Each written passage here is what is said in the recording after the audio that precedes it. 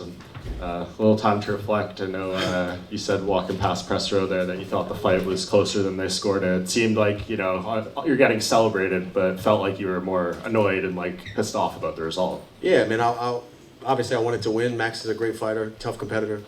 I just felt, being inside the eye of the storm, it felt a lot closer to me. I really thought it might have been 2-2 going into the fifth. Mike Brown checked the scorecards when we got to the locker room, and I think the judges gave me different rounds. So I don't know, I think all the judges gave him the second round. I thought I almost had him out. He hurt me too, but I thought my shot was, when I followed up with elbows, I was cracking him. He told me in the medical tent, he said, man, you had me out. We couldn't hear the bell. So it felt, being in the fight, it felt like a lot closer than that. When I heard the judges 49, whatever, I was like, no way. It was closer than that. But like the man says, it is what it is. Does any part of you regret going for the guillotine and not continuing to punch in that? When I had him hurt? Yeah. Nah, never. Had to do one last one. One last one. And damn, I really thought that was going to be the one, man. I had him hurt, but he rolled to his back and I just couldn't control it. Yeah. And any more immediate thoughts about what you could have done different? I know that'll evolve over time as you watch it back. But I feel like, going into the fifth, I thought it was close. I thought it might have been 2-2. So winning the fifth, I could have put myself in harm's way a little bit more. Maybe I would have got finished. Maybe I would have finished him. I could have took more chances in the fifth. But up until that point, I was playing it. I was trying to fight like a professional, be smart. It seemed like he was waiting to counter me with his right hand every time I would come in. But the crazy thing is he never threw it. But he felt like his footwork and his movement was ready to throw that right hand. So I didn't want to take too many risks getting countered. I didn't want to miss and get countered. And he had already hurt me in the second round. So, man, I fought, and I thought I was doing well. I thought it was close rounds every time. So looking back, hindsight's always 20/20. But I thought I fought smart, and yeah, I tried to win, man. I really did. How does your body feel right now? Because he was kicking you and punching you a lot in the body. Yeah. The shots he was landing with his right hand, those long right hands were hitting the right side of my body. I'm fine. The kicks, though. The kicks on my left side's a little banged up. And I know you like the dream scenario where you get your hand raised, never lose 2 in a row, all those things. Does any part of you digest this and think it didn't go your way, and that's even more reason that shows you're making the right decision to walk away right now?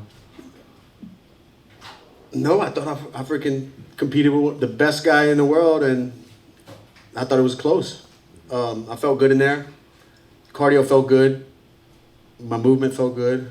But and I wanted that. I wanted to go show that I can compete and make it close to where I can say, hey, look, I'm still at the top of my game. I'm going out because I want to. I wanted it to be a war and a drag 'em out fight. And yeah.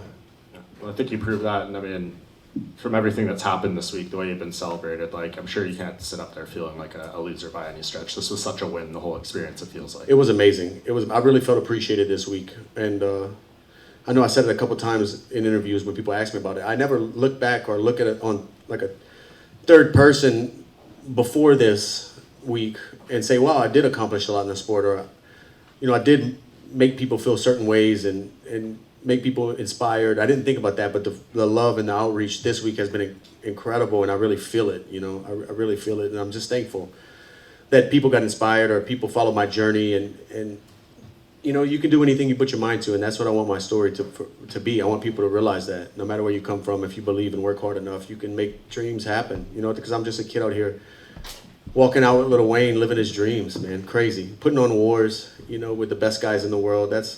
What a beautiful life. It's a beautiful story because I know the author. That's what it is. Dustin, now it's funny to see you up here frustrated about this result because now you're retired. Are you going to have to get less competitive, or are you going to be one of those sort of dads at the soccer game shouting from the sidelines and continue on? Dude, nobody wants to get in a fight of the night on the soccer sideline, man. I promise you that. I still got it. We'll see, man. I have a lot of stuff to keep me busy, but nothing's ever going to fill this. Nothing's ever going to fill that void of walking out to a crowd, trying to will you to win and fighting one of the best guys in the world for 25 minutes. I don't know if anything's ever going to feel that way again, but hopefully I can find something. I would love to stay connected to the sport, keep working for ESPN. The sport has given me everything I have in life, and I would love to watch and watch other kids chase their dreams and put my 2 cents in what I think I learned through this decades of doing this. Obviously, when you're in the fight, it's about to start, you're getting your introduction, you're focused, but as you went in the cage, was there a part of you to think, I have to take this in because this is the last time? Yeah, and all week I've been thinking about that. I need to be in the moment. I want to feel it all. Because a lot of times you can get, lose those moments because adrenaline and your blinders are on, your tunnel vision. The adrenaline's pumping so hard, you're just focused on the task at hand. But I was able to, as much as I could, just embrace it all and really breathe it in. And wow, I'm here in my home state. And I just felt the love, in my home state with a great opponent who's going to bring it. And that's exactly what happened, Congratulations on an amazing career. Thank you, sir. What was it like just coming out and hearing the fans and just that moment where an entire arena is rocking for you in your retirement fight? It felt incredible. It felt unreal. It felt like a movie, I felt like I was just watching it from outside, it was really cool. I felt the love, and then turning back and seeing Wayne, walking with us, and it's just, I'm from the streets of Louisiana. Like, I grew up listening to No Limit and Cash Money, and the guys walking with me, it's crazy. And I'm sure you knew if the fight got to the end of the 5th round, that point was going to come. What was kind of going through your head in that moment? Yeah, and then I was like, I wanted to do it, That's why I kept looking up at the clock. I said, when are we doing this? Yeah, you saw me looking at the clock a few times. I'm like, okay, that's 25 seconds left. I said, not time yet. Then we pointed down. I said, okay, I oblige. And then he hit me with a few shots. And I said, okay, we're going to wrestle a little bit. Let me clinch up. There's only 8 seconds left. And just, seeing the video that the UFC put together for you and doing that last, walk out of the octagon, what was going through your mind? The video, man. The video was tough to watch just because this whole journey means so much to me. And seeing my mom and my first martial arts kickboxing coach on there, I didn't even know they got him to film that. Seeing my daughter talk, really pulled at my heartstrings, man. I'm just thankful that I have this journey and documented and people followed along for so long. It's amazing. Not that I didn't feel like I meant that much to the company. I just never thought about it. I didn't know that people cared that much. Thought I was just fighting and feeding my family. I didn't know I had touched so many people until this last week. Congratulations. Thank you. Dustin, at the end of the fight, you had the Acadiana flag draped on you. Talk about being able to represent the Acadiana area on such a large stage for the career that you've had here in the UFC.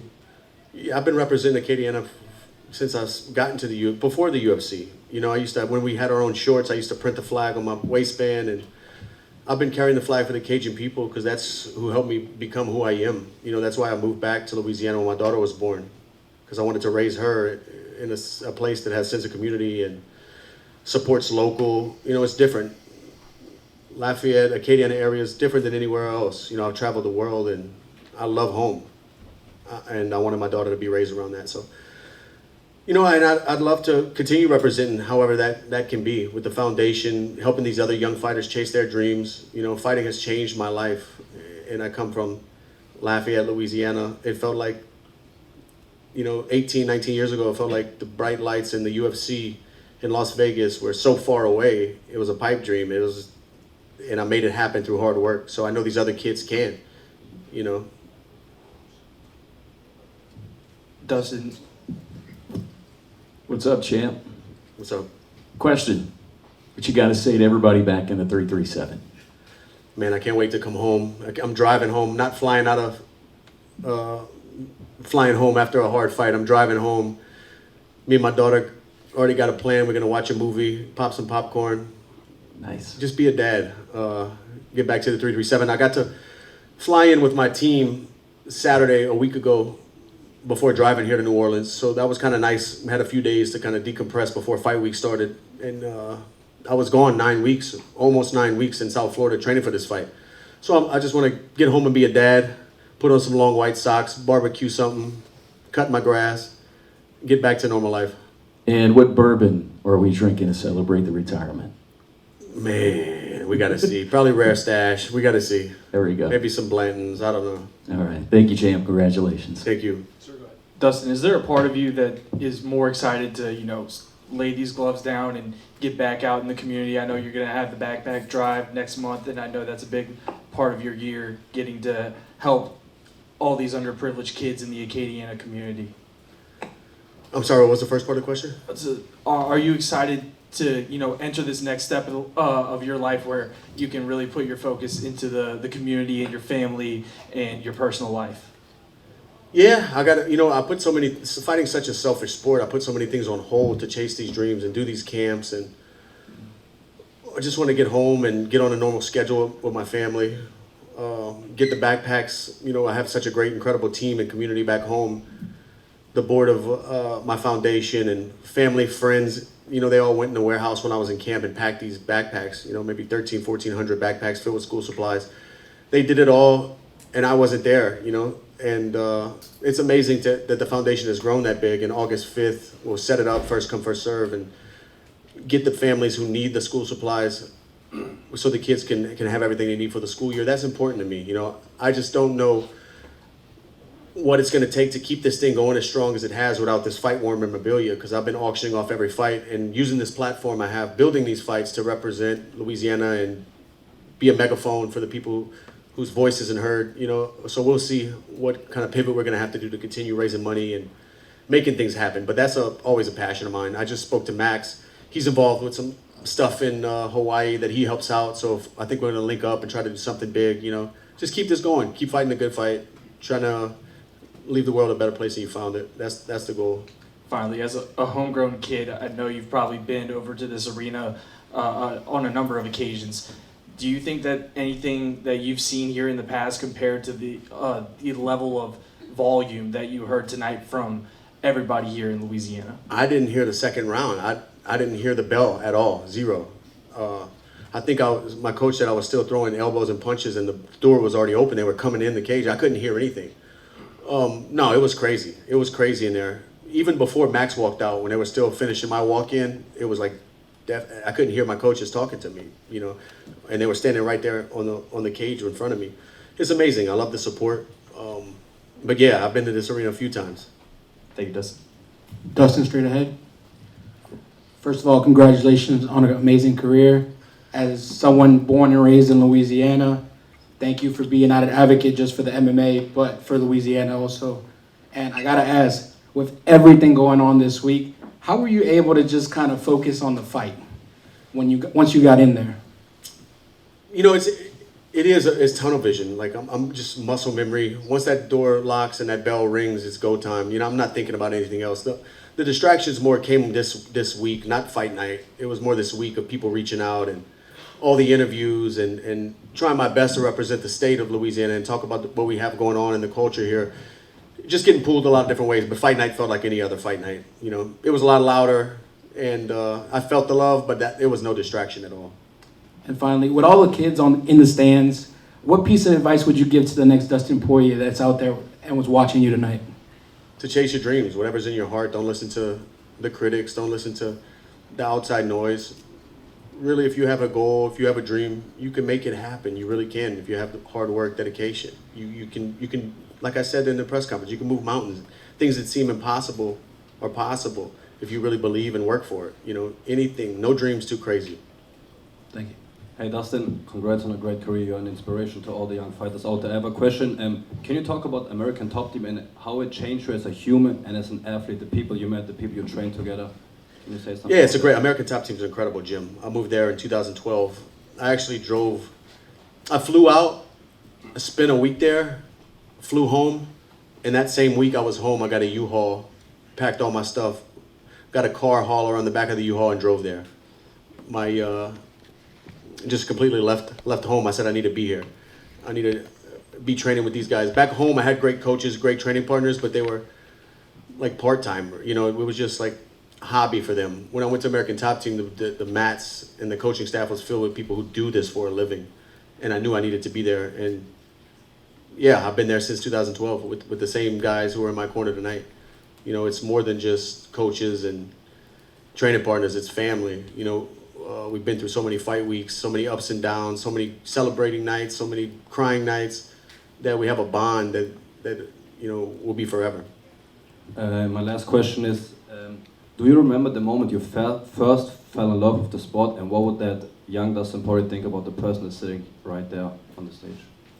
Yeah, I remember, I started boxing when I was like 17, then I started fighting MMA when I was 18, and I just remember falling in love with the one-on-one competition that I couldn't point the finger at anybody but myself if something went right or wrong, and I just love that, because I always feel like I can count on myself, and I fell in love with it from an early age, and if I can talk to that kid, I would tell him it's gonna all be worth it, it's gonna all be worth it in the end.